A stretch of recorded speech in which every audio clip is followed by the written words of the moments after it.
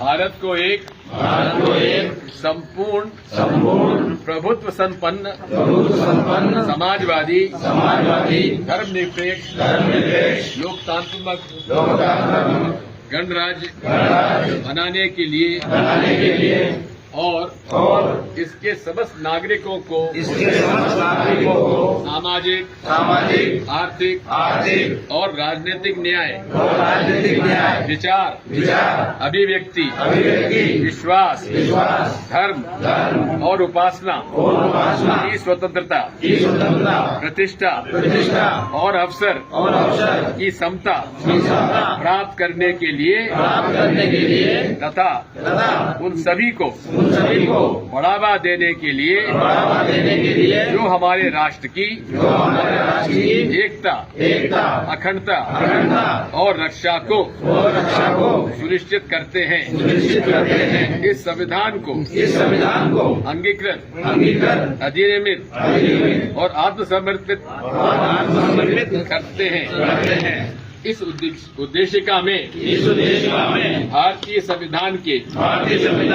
मुख्य उद्देश्यों का स्पष्ट रूप से परिभाषित किया गया है, जिनमें से कुछ इस प्रकार है। समाजवादी समाज में आर्थिक और सामाजिक समानता की स्थापना करना, धर्मनिरपेक्ष सभी धर्मों के प्रति समान आदर और सहिष्णुता की भावना को बढ़ावा देना, लोकतांत्रिक गणराज्य लोगों के द्वारा चुने गए प्रतिनिधियों द्वारा शासन करने की व्यवस्था करना, सामाजिक आर्थिक